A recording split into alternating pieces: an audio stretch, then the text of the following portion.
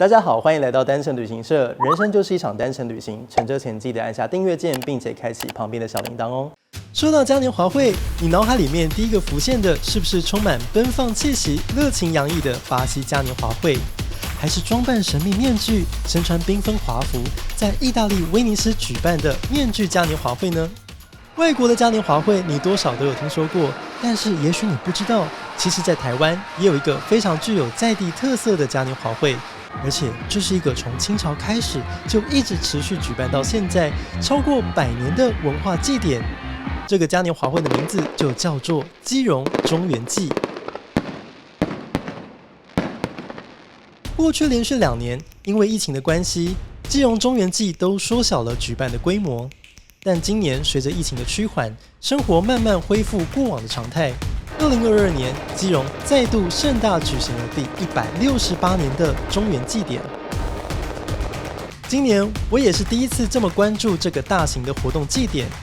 过去浏览相关的新闻报道都是比较片段，不够全面。而今年整个实际体验下来，才真的有感觉到这个活动丰富的内涵与文化底蕴，是一个集结在地众人的力量，超过整整1个月的超大型活动。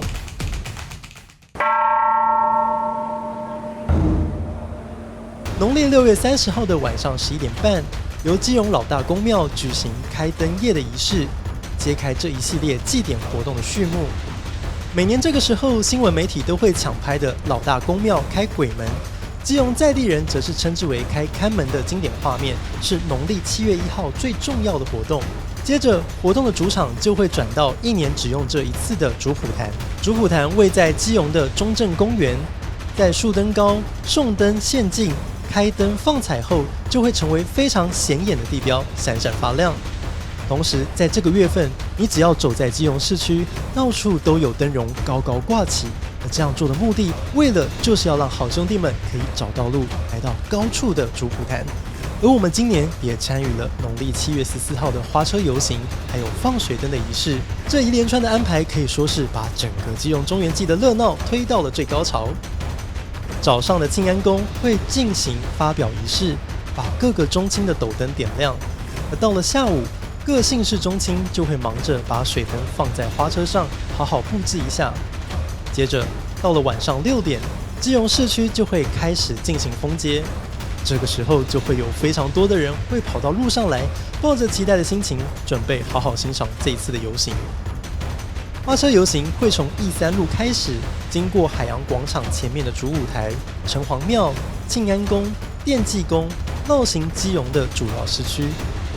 而说到这里，我忍不住想要提一下，我们在参与这次活动的过程当中，非常喜欢这些各中青的花车。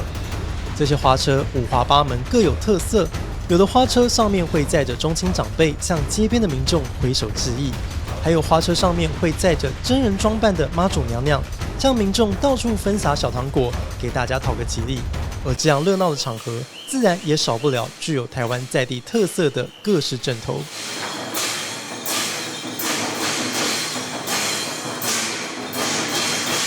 整个夜晚就在各种花车、阵头表演以及鞭炮声的点缀下，让整个基隆变得非常的热闹。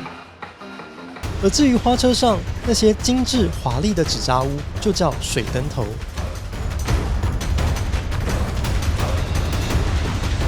这些水灯头最后会送到八斗子附近的望海巷，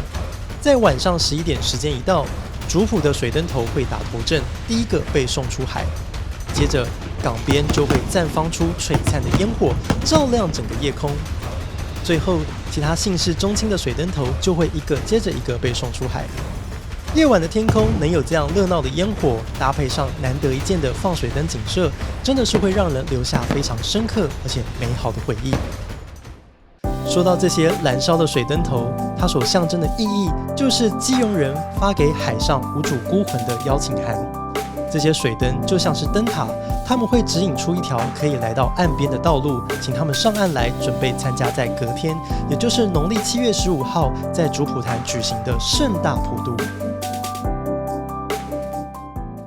基隆中元祭是每年基隆的大事，在过去这样大型的活动都是得靠中青的力量来举办。不过这几年随着政府大力支持帮忙宣传，也让基隆中元祭有更大的影响力，让越来越多的人认识到台湾原来也有这样珍贵美丽的文化活动。另外，由于在祭典期间基隆各地都有举办许多不同的艺文活动，所以在交通的部分也有对应的配套措施，像是从基隆市区出发到望海巷看水灯的交通接驳车，大大增加了参与活动的便利性。所以大家如果想要在这个时候深入体验基隆在地文化，可以说是相当方便的。有些活动真的很棒，像是大大小小的展览，有的甚至邀请主委道士来担任讲者，让大家可以更深入的好好认识基隆在地的文化特色。整趟旅程下来就会变得非常有深度，看热闹的同时也增广见闻。随着时代在改变，我们在传承文化的方式也变得更多元、更有活力。比方说，随着直播技术与平台的成熟，要是你没有办法到现场一睹风采的话，也可以透过网络直播同步参与这个热闹的祭典。或者是像现在有许多的年轻人愿意主动参与投入，也开启文化传承的不同样貌。